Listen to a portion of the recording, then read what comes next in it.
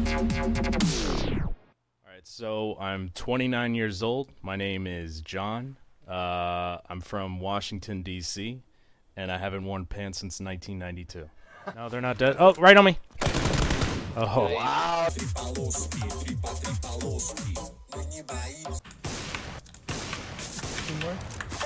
What?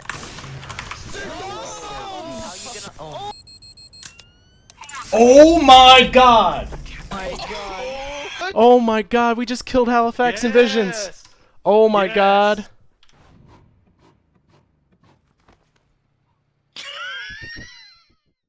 I would say probably my earliest memory of gaming would probably be Mario on the Game Boy with my dad.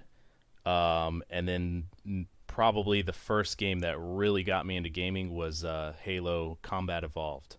I played all of the Halos except once Halo Reach came out, I kind of lost interest. I played Halo 3 competitively, went to a bunch of MLG tournaments in like 2009, 2010, 2011.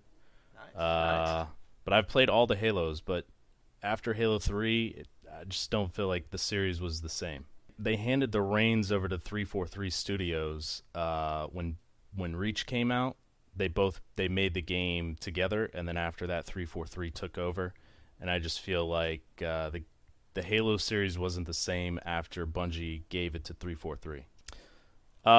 So when I first started getting into PC gaming, the first shooter that I did was Counter-Strike Global Offensive. Got really burnt out on that game. I put almost 3,000 hours into it in about a year and a half, and played a little bit of H1Z1, but wasn't really into that game. But when PUBG came out, I really got involved with that game. Really found it fun from the beginning. Still have as much fun today as I did when I first started playing it. So it was more like me looking for a second game to get addicted to that was not Counter-Strike. So that's kind of how I transitioned into PUBG. So the good thing is that the audience very interested in PUBG right now, and I'm really interested in PUBG at this moment. There's a lot of pressure to play the games that you get the viewers for. For a long time, that for me that was Counter-Strike, and when I switched games, I mean my viewership would plummet hard. And it was the same when I transitioned to PUBG. The viewership went down pretty hard, and it was difficult to get through that period, but I just stuck with it because I wasn't really having fun with Counter-Strike anymore, and I was with PUBG. So I just stuck with it, and eventually the numbers started to go up, and then it started snowballing, and then it really started taking off. Very cool. So what really came together for me is I wasn't really seeing any substantial growth for a long time. So I decided that I was going to do everything and anything possible to improve my stream as far as numbers, because one of the big things for streaming, and every streamer hits this, is like you want to see consistent growth in your stream. So what happened for me was I was pretty aggressive in finding opportunities and finding ways to expand my viewer base. Partnered with a few websites and organizations. And in doing that, I opened up some doors to, some avenues and doors to viewers that I would have never had access to, most likely. Partnered with a site called sliver.tv, brought me a bunch of new viewers. I joined a gaming organization called Noble.gg. They opened up a few doors. Thank you. Opened up a few doors for me as well. Another thing was networking is such a big thing as far as growing your audience and connecting with people that can provide ideas for your stream that you might have not come up with on your own. It's kind of like combining audiences. I mean, one person isn't going to just watch one streamer on Twitch. They watch a bunch of people. So a lot of people share the same viewers, the same subscribers, and stuff like that. So basically what happened to me was I got to a point where I was not really getting any new eyeballs on the stream. And so I just did whatever I could to improve the stream quality, and expand the audience that I was able to reach. Yeah, it's the hard thing about Twitch is the streamers are organized by how many viewers they have. So if you're not at the very top, it's going to be much harder for you to find new viewers. And when people come to Twitch, as far as like someone that's never even been there, 99% of the time they're going to go straight to the person that's, has the most viewers, right? So the higher up on the list you are, the faster growth you're going to see in your stream.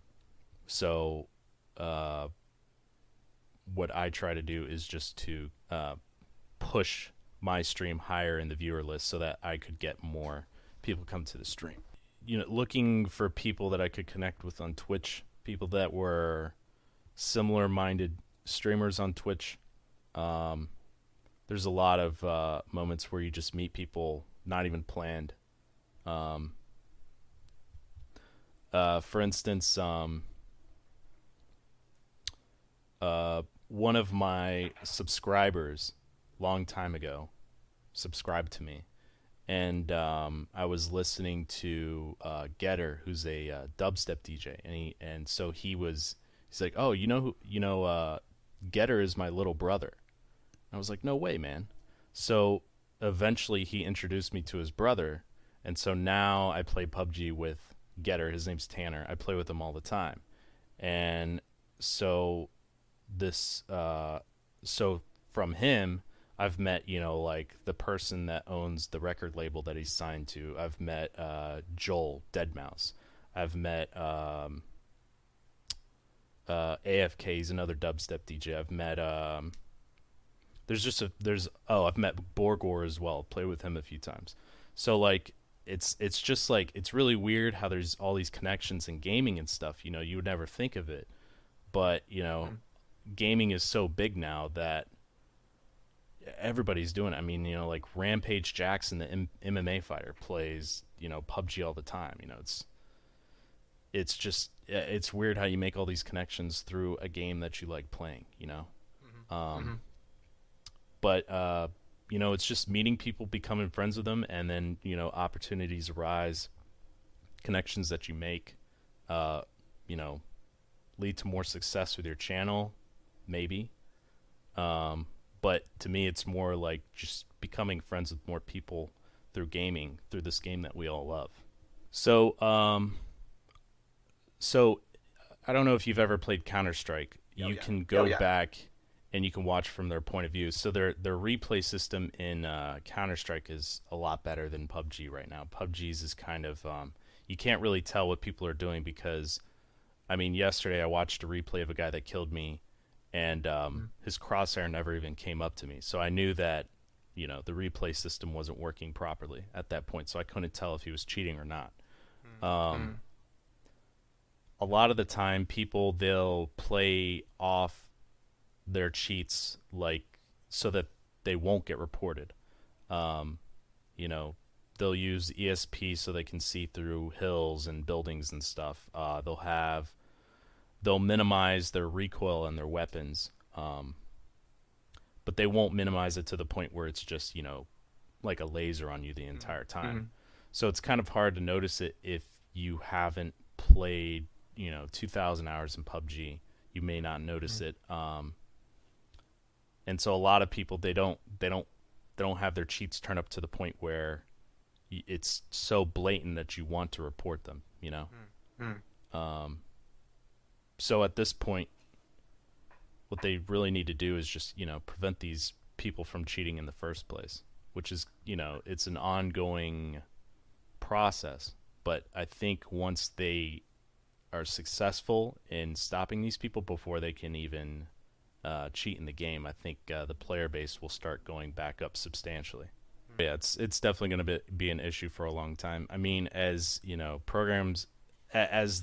programs improve over time to prevent the cheating, You know, people are always going to be ahead of it, slightly ahead of it. You know, people are gonna the market for cheating and hacking is always going to be there. So the people are going to continue making it. Just because the games are still so fun to play. I can remember maybe 6-7 months ago, every other game had a hacker, and you could see it in the kill feed. A guy was killing, was wiping an entire squad every, minute or two. So you could tell who the hacker was. You knew you were going to come up against them eventually. So I was finding a hacker every other game. Now it's maybe one every 12 to 15 games. So the improvement, you can see the improvement. But yeah, I mean, the games are they're so fun to play. The thing that keeps bringing me back is that, no one game is the same. You're going to have different situations every single game. Funny things are going to happen. You're going to have awesome things that happen. It's just completely different every time you play. So that's what keeps bringing me back, and I'm sure that's the same case for everybody that plays the game. Yeah, I'd say probably one of the main things is have a ranking system, which I'm sure they'll do at some point. Right now they have a leaderboard system where most of the people that are at the top of the leaderboard are, hackers. I mean, that's a big thing that is holding the game back, is the amount of cheaters and hackers that are in the game. Most of the time, the people that are doing it, it's not highly noticeable what they're doing. So it's important that Bluehole implements a system that can, catch these people before they can even, play a game. Because a lot of the population of PUBG has actually gone down slightly, and that I think a lot of that has to do with the amount of hackers. I mean, on Reddit, I'm reading these stories about people that are getting arrested by the Chinese government for, creating these hacks and selling them to people online, which is a good step. But it's, I mean, that's a major factor. What's holding back PUBG, that and the stability issues when they come out with new updates. I'm starting to get a little bit burnt out on PUBG right now, just because I'm playing it so often. But there's some really great games coming out soon that I'm gonna throw into the mix to keep it fresh. So I just started right before the interview. I was playing Conan Exiles. It just came out of alpha or beta or whatever. Now it's in 1.0 version. So one of my friends bought a server, and we're all building our bases up on this private server right now before we open it up to the public. And so once that happens, we're all going to have, these massive fortresses and everything before anybody else can join our server. So I'm starting to play that. I don't know. There's a lot of games that are coming out soon that I'm really looking forward to, like The Last of Us 2. I haven't been able to play God of War 5, but God of War, or the new one. Far Cry 5. Need to play that as well. And Red Dead Redemption 2. Looking forward to that one as well. So as far as competitive gaming, I really only enjoy shooters. I do play a lot of games that are all over the place, but as far as playing competitively, the only games that I've really found success in or interest in have all been first-person shooters. I've tried to play MOBAs like League of Legends and stuff, but I just never found, the same interest level as I did with first-person shooters. A lot of the times when I try new games, it's hard to keep my interest there, or just, pretty much. I can't reach that level of interest where I want to keep playing the game, Yeah, thankfully the gaming industry is coming out with new games consistently that myself and other streamers can try out, and coming out with fresh content for games that are already out. So PUBG's coming out with their new map later tonight for testing. I don't know when it's going to be released, but it should be in the next couple months. New weapons, new grips, adjusting the game and improving the game as it goes along. That's kind of one of the appeals of playing an early access game, is you get to see the whole process where it's being developed and improved over time, So you can remember when the game was at this state where it was barely playable, and now a year later, the game is, can't get enough of it, and they're constantly coming out with new stuff. That's kind of the important things with game developers now, is they're trying to always improve their game and come out with fresh content to keep people interested in the game, but also attract new players to pick up the game. So sometimes you have people that will just constantly message you over and over again wanting to play, or just kind of want a little bit of attention from you. But for the most part, people get to know you. They know how you are. I'm a very mellow person. So people kind of like, maybe people that just started following the stream, they might start message. I mean, when I sign on to Steam, I'll get a few messages from people asking to play or something. But for the most part, people are pretty respectable, to be honest. I'd say my community is a little bit more mature than most communities. I think the average age is probably around early 20s, maybe. I have some people that are in their 40s, 50s, and 60s that watch the stream. So for the most part, a lot of the people are very mature, very respectable. They know that I'm also a human being, that, to not like bombard me with messages and stuff, because I respond to everyone at some point. But yeah, for the most part, everybody's pretty respectable and stuff. Yeah, PUBG, I have some like official stream snipers that almost make it into every game. They don't try to kill me though, but there are ones that do try to kill me, and that's maybe one every 3 games. But there's this group of guys. I think they're like 15 or 16. They call themselves the Toilet Guys, and they find me almost every single game. And all they do though is they put on these voice changers, and they just want to be near me. That's all they do. They don't try to fight me or anything. They just want to be near me. It's really weird. Yeah, I do think PUBG. Yeah, I do think that PUBG is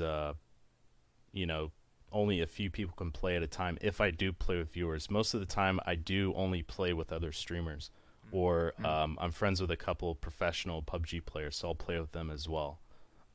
Sometimes I'll open it up and play with viewers, and the response is really great. So when I do open it up to play with viewers, the people, they're ready to play. So it's not, it's a lot of fun. As far as Conan, I really haven't even thought about that, because I haven't really gauged the amount of interest in my community for the game yet. I'm just, we'll see how that goes, but I could see that becoming a pretty big ordeal, to be honest. It's just right now I'm playing on a private server that's not open to everyone, but I'm gonna guess when we do open it up, there's gonna be a lot of people that are gonna be trying to come into the server, maybe kill me, destroy my base or something. I don't know. Stream snipe. I started this as a hobby, and it still is a hobby to me. I'm in school right now, getting a degree in computer science. It's a blessing that this, provides enough for me to be able to, at this point in my life, live off the revenue that comes from streaming. That's the dream. Yeah. I don't know if I would do this as a full-time job, or I don't know if there's a point where I would just decide that this is what my job would be from now on. I really haven't thought about that, because I do this as a hobby. I do it because I enjoy it. It's a lot of fun to me. Having a community that comes out every day that wants to see you, that's a great feeling. And then you have people that want to play with you. You have people that just want to support you in whatever way they can. I really don't know if there was a point where I would decide to do this as a full-time job. It's just, I'm kind of just going along with the ride. It's just been a lot of fun, to be honest. Okay, so I'd say the most consistent guy, his name's Twankbomb TV. He's an animal at PUBG. I think he's like ranked 15th in NA for solos right now. He's an animal. Another guy is Gameface, though I think he's not going to be playing as much PUBG because he just got signed by a team for this game called Islands of Nyne. I don't know if you've heard of it yet. No, I've not. So No, I've not.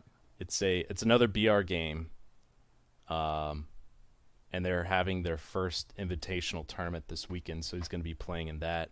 So I don't know if I'm going to be playing with him as much because he's going to be doing all kinds of stuff with that. I play with the players from Noble, so Boom and Edaculus.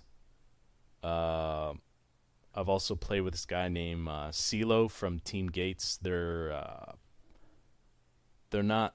I don't think they're in the top 10, but they're a pro team. I think they're trying to qualify for DreamHack, which is coming up in a few weeks.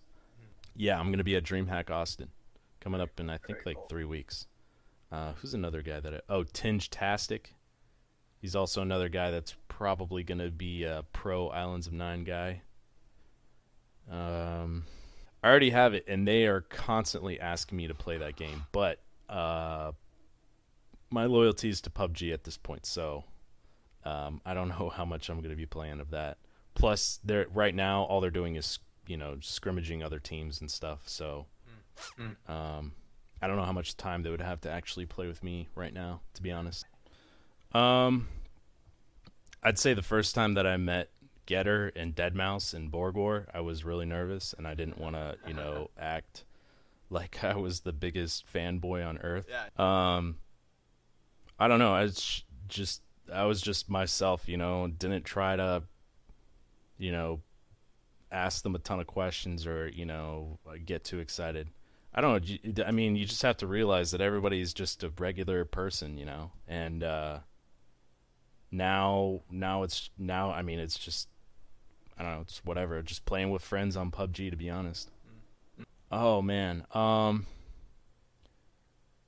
think the best moment is when you go to a convention that has to do with one of your interests, which is gaming in this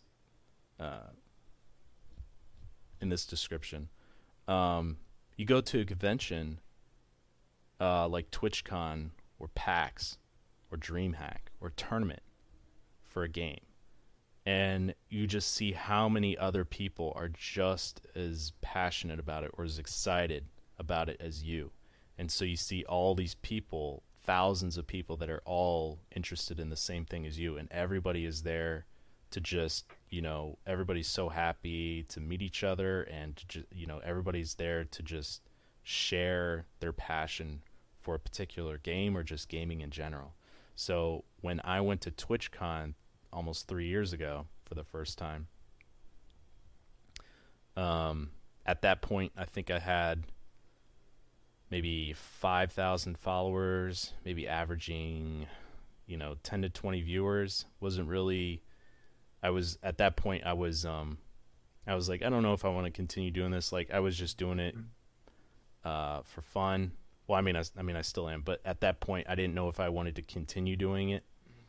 I was just kind of, turning my stream on whenever. When I went there and realized and saw how many people were interested in this, and how many people had the same interest level as me, and how much fun streaming really could be, and the possibilities, of where the stream could possibly go one day. That was the moment that I decided that I really wanted to take it more seriously. And just all the people that I've met from just streaming in general or just gaming, it's been really incredible. I just got invited to a wedding out in Boston from a guy that I met from streaming. I stayed with him when I went to PAX East. Invited me to his wedding. I went out to Mardi Gras and met these group of guys that I had been playing PUBG with from this one PUBG Discord, and we just partied the entire week. Nice. I'm going to DreamHack Austin, and I'm staying with my friend who I play PUBG with all the time, Twink Bomb. I mentioned him earlier. I'm going to stay with him, and it's 'cause his birthday weekend as well. I don't know. I just, you start meeting all these people, and you have friends that are from all over the world. And if you've ever streamed a lot and you look at your stats, you can see where the viewers are coming from, what countries and stuff. And sometimes I'll ask the stream, where are you guys from? And it's just so interesting to see where people are saying they're from, like Amsterdam, Finland, I'm from Detroit, I live in Hawaii, I'm in the Philippines, and you can see where everybody is like coming together from all over the world just for one common interest. It's really amazing. All right, so the worst thing that's ever happened was everyone gets trolls. But there was a troll that took it way too far. He found out my actual name and Googled my name and found my parents' address. And this kid was beyond just a normal troll. This kid was malicious to the extreme form.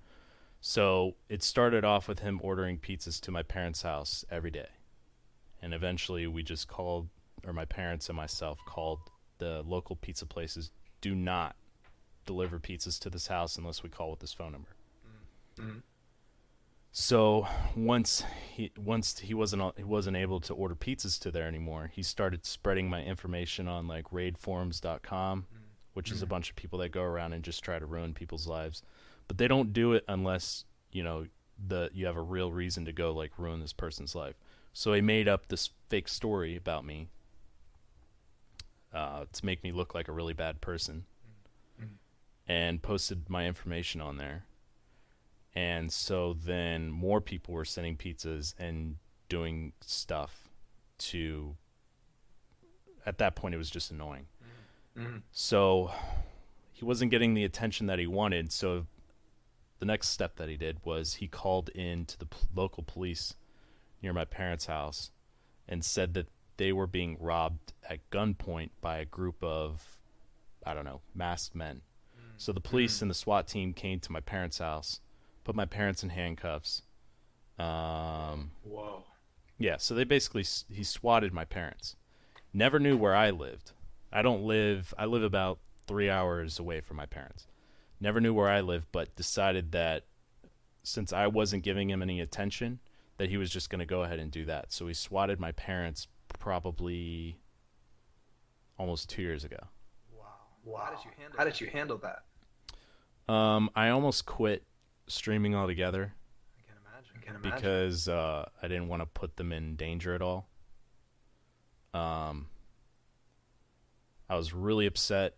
And the thing is that I knew all the information of the person that was doing it because I think he was like 16 years old, wasn't very smart, and I don't know why he did this, but I had his real name, where he was from. I don't know why he disclosed all this to me, but it was before he had done all the malicious things he had done.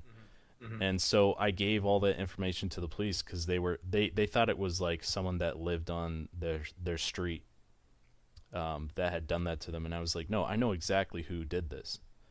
They don't live there. They live in I forget what state it was. I was like, I'll give you all the information you need. I know it's this person because they're bragging about it. And